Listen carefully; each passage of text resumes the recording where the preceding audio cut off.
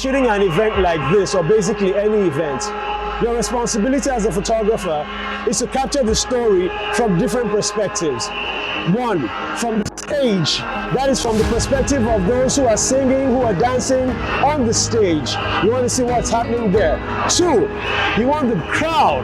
You want to view what the crowd is saying. So in some shots, you're going to get into the crowd and take shots of activities, dancing, singing, whatever that might be going on at that point.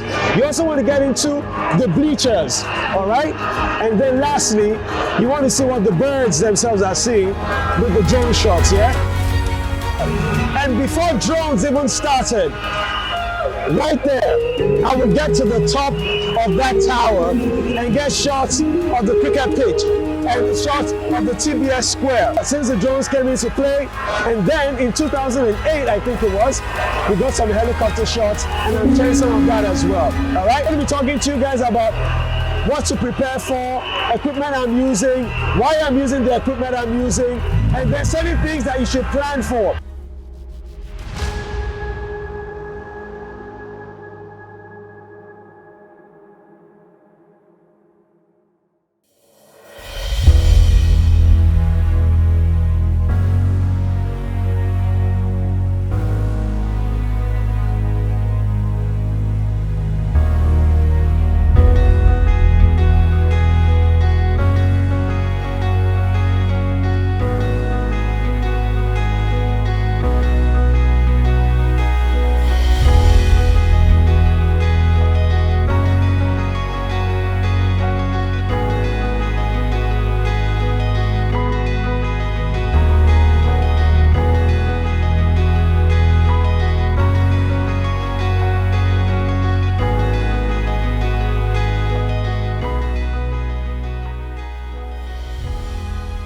It's good to be back, people. It's going to get pretty hectic really soon. So we've gone through the security check. We're good to go. We're going to take position soon. We have just about a few hours to go before the event starts. Everybody's getting set. Action begins shortly.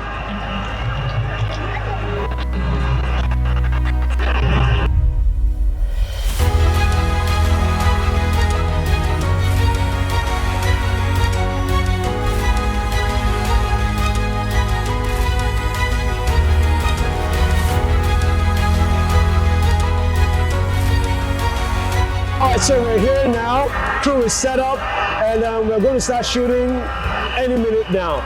We're going to be doing a lot of behind the scenes, capturing what is happening in the crowd and all of that. Now, when you're shooting an event like this, or basically any event, your responsibility as a photographer is to capture the story from different perspectives. One, from the stage, that is from the perspective of those who are singing, who are dancing on the stage. You want to see what's happening there. Two, you want the crowd. You want to view what the crowd is saying. So in some shots, you're going to get into the crowd and take shots of activities, dancing, singing, whatever that might be going on at that point. You also want to get into the bleachers, all right? And then lastly, you want to see what the birds themselves are seeing with the drone shots, yeah? So now you're going to see what's happening all around the TBS, right into the overflow. Now, you know, years ago, when the experience first started in 2006, I used to run and walk the entire grounds of the TBS, all the way to the cricket pitch, right there. And I'll go all around every floor and every tier. And before drones even started, right there, I would get to the top of that tower and get shots of the cricket pitch and shots of the TBS square. Shots like one of these ones that you're seeing on the screen right now. That was taken from up there sometime in 2006, 2007, thereabout.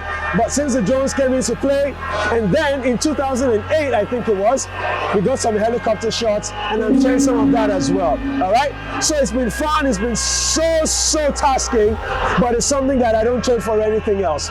Now, someone asked me that, how many steps do I think I take when I'm walking the night shooting the experience? Well, I'm going to set my watch and I'm going to let you know at the end of the day.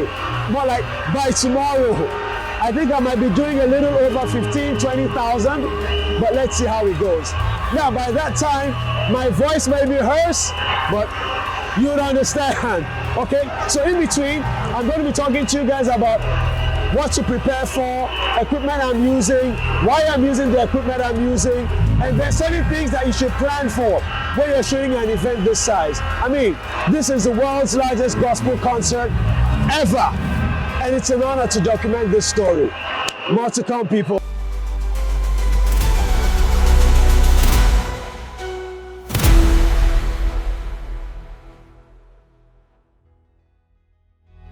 Shout out to Canon Nigeria. For today, I'm going to be shooting with the Canon R1. Awesome. I'm going to be combining the 24 to 105 f4.0 and the 70 to 200 RF 2.8 for some zoom shots, and the 24 to 105 for wide angles and things like that. Why the R1? I mean, come on. 40 frames per second. What are we talking about tonight, people? Hello! So we're going to be creating some awesome magic with this tonight. And then the low light capabilities of this camera, I mean, I can be shooting what? 12,800 and not even bat an eyelid. Man, I'm looking forward to making some awesome magic tonight, people. It's showtime! Let the games begin!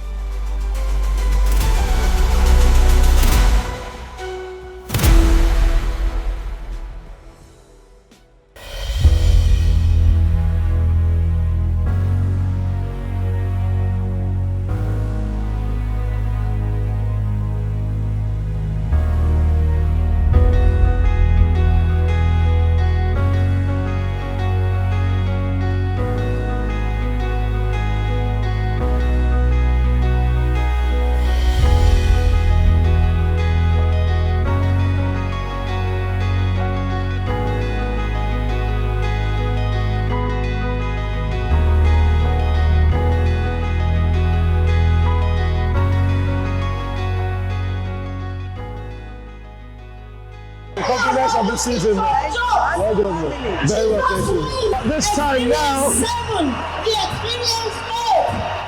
the square is gradually filling up, and the whole idea is to capture the whole essence of the event of the night.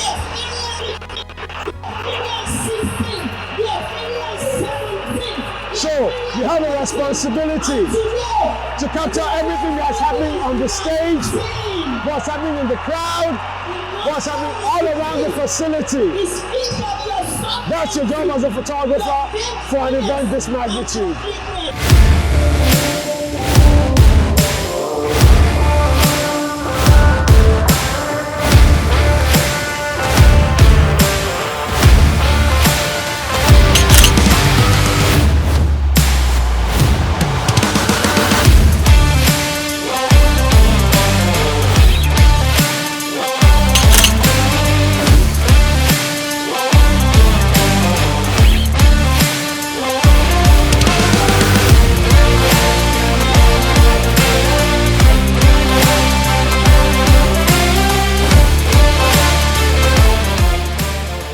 So tonight, I'm shooting with everything from 2.8 to about 5.6, 6.3. And then I don't have any problem with light, so I'm going about 8,000 ISO tonight.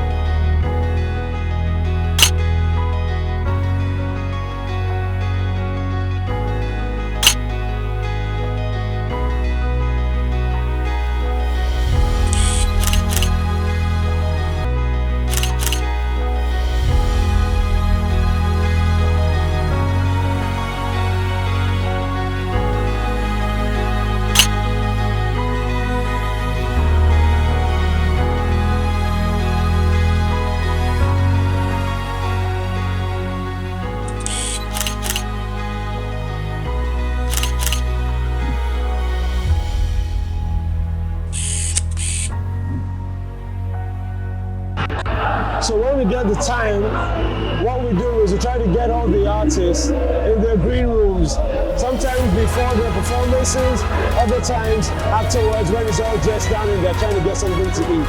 Either way, we have the content that we need, yeah?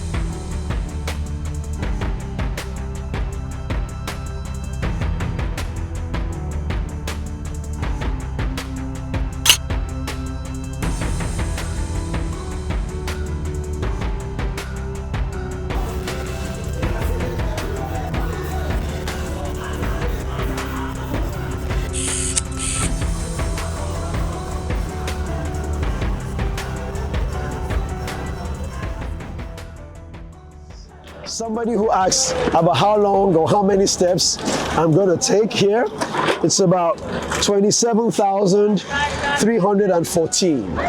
Now that is amazing. 27,314. So let's see what happens in the next edition. All right, guys, I think I burnt about, what? A whole lot of calories in this event. About 13 hours of continuous shooting.